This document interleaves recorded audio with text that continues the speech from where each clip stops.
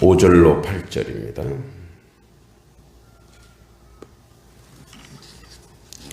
사도행전 2장 5절로 8절입니다. 같이 읽겠습니다.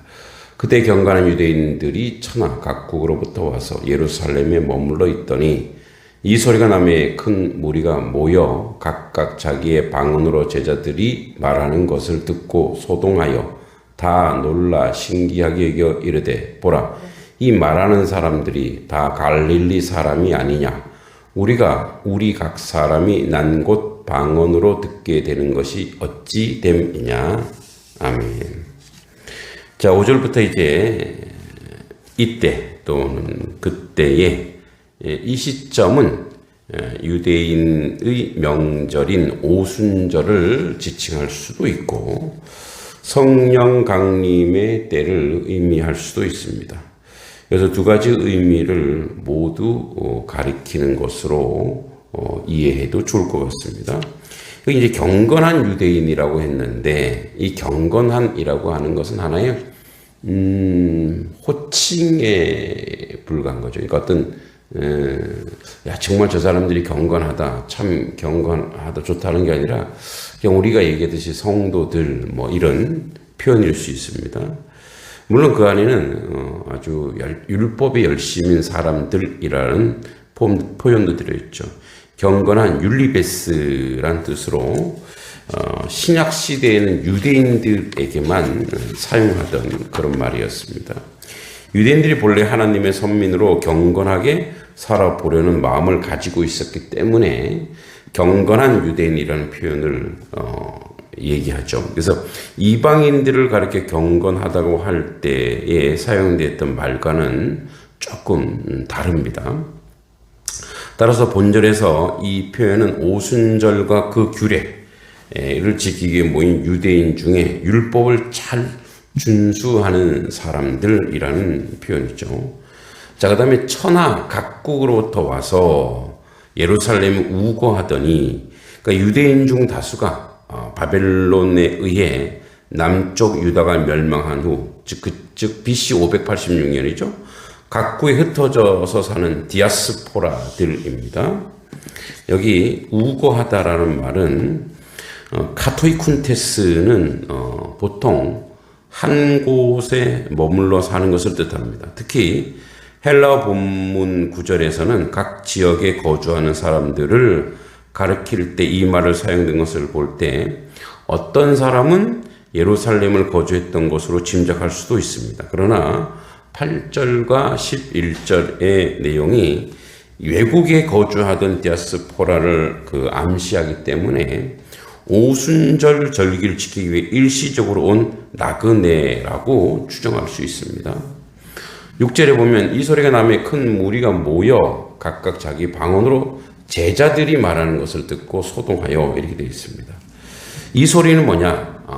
바람 소리인지 2절에 방언으로 말하는 소리인지 4절에 주석가들의 견해가 좀 다른데 소리를 뜻하는 헬라어 포네가 보통 인간의 소리를 의미하기 때문에 아마도 각기 다른 말, 즉 자기 그 지방의 언어, 그러니까 우리가 이제 방언의 은사 이 말이 아니고 외국어를 뜻하는 거죠. 이 큰 무리가 모여오는 4절에 다른 방언을 말하는 소리를 듣고 큰 무리가 모여들었던 것을 뜻하는 거죠. 이것은 제자들이 머물러 기도했던 장소가 예루살렘 성 안에서 많은 사람들이 붐비는 장소에 위치했던 것으로 짐작할 수 있죠. 각각 자기 방언으로 제자들이 말하는 것을 듣고, 자, 이 미완료 시장입니다. 무리가 소리를 들은 시각이 한참 방언하고 있을 때라는 거예요. 지금도 계속 자기 말을 하고 있다라는 거죠. 이것은 제자들의 방언이 다락방에서 처음 일어났고, 마가의 다락방이죠. 주변 골목과 안뜰에서 계속 일어났고, 마지막에는 예루살렘 성전 경계 지역까지 퍼져갔던 것으로 암시합니다. 그러니까 지속적으로 제자들이 갈릴리 사람이죠. 못 배운 사람이란 말이에요. 나다니엘도 갈릴리에서 무슨 선한 것이 있느냐 이렇게 얘기할 정도로 무시됐던 동네의 사람들이 외국어를 막 하는 거예요. 막 각국 17, 여기 이제 본문에 나와 있는 것처럼 우리 내일 보겠지만 17개 언어로 막 얘기하는 거예요. 그러니까 이 사람들이 배운 적도 없는데, 그러니까 제자들의 방언은 잠시 동안이 아니라 상당히 오랜 시간 지속되었던 걸로 봅니다. 그래서 또 한번 얘기하자면 여기 방언, 디알레토스는 자신들의 언어라는 거죠. 고린도 14장에 언급된 성령의 은사의 방언이 아닌 거예요. 그러니까 이 갈릴리 사람들이 뭐 우리로 치면 프랑스어, 뭐 영어, 일본어, 독일어, 중국어를 막 하는 거죠. 그러니까 신기한 거예요. 그러니까 소동하다는 것은 뭐예요? 난리가 난 거죠. 7절에 다 놀라 신기하게 여겨 이랬다. 보라, 이 말하는 사람들이 다 갈릴리 사람이 아니냐. 예, 놀랬죠. 여기 놀라. 여스탄토는 어떤 장소에 떠나다는 뜻인데, 그러니까 입을 다물지 못하는 놀람, 경악이죠, 경악. 기이 여겨, 예, 미완료 과거형으로 그 놀람이 점점 커져서 어떤 사건이 뜻하는 바를 어떻게 설명할지 몰라서 당혹스러운 거죠. 그들은 방언을 말하는 제자들이 갈릴리 사람인데다 또 배우지 못한 자들이면서도 그와 같이 자신들의 언어로 말하는 것을 보고 심히 놀란 거예요. 그러니까 이 사람들은 자기 말 유식한 척하면서 자기 말을 하는 사람, 외국어를 막 하는 사람인데 저 사람들이 지금 뭐예요? 유창하게 그 말을 하고 있는 거예요. 보라, 이 말하는 사람이 다 갈릴리 사람 아니냐? 이 첫째 질문은 제자들의 출신에 관한 겁니다. 갈릴리 사람이 일반적으로 뛰어난 언어 구사력이 없는 무식한 자들로 여겨졌기 때문에 나다나엘도 빌립에게 갈릴리에 속한 동네의 나사렛에 무슨 선한 것이 있을 수 있냐라고 의문을 제기한 적이 있습니다. 그렇기 때문에 제자들이 다른 나라 방언으로 말하는 것을 들었을 때 모여든 사람들은 놀람을 표시할 수밖에 없습니다. 8절에 우리 각 사람에게 난 곧 방언으로 듣게 된 것이 어찌 된 거냐. 각 사람이 난 곳의 방언, 각 사람이 난 곳. 예, 이제 우리가 내일 보겠지만 9절과 11절에 있는 그 내용들을 그대로 이야기하고 있다란 말이죠. 그제도 얘기했지만 사람들이 모이면 할 수 있는 것이 뭐냐? 남을 비난하고 비판하고 헐뜯고 이제 그게 악한 본성이죠.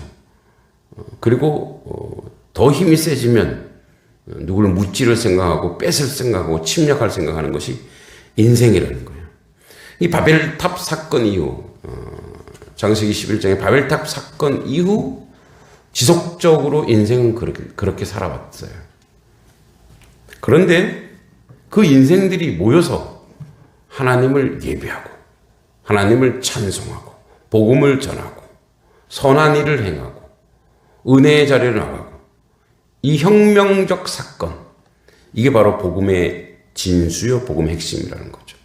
그러니까 성령의 역사는 모여 예배하며 찬송하며 모여 선한 일을 도모하며 모여 우리 가운데 어려운 자를 돌보는 그 역사를 나타내는 것이 성령의 역사라는 거죠. 오늘도 우리가 성령 충만한 인생이라면 그런 삶의 자리, 그렇게 하나님을 소망하고 쫓아가는 그런 자리에 있기를 기도합니다. 하나님 아버지 은혜 감사합니다. 성령 충만하여 유창한 다른 말을 말하는 것보다 더 중요한 것, 함께 모여 예배하며 찬송하며 하나님이 뜻하는 선한 일을 완성해가는 그런 하나님의 백성, 하나님의 자녀 되게 하여 주시옵소서.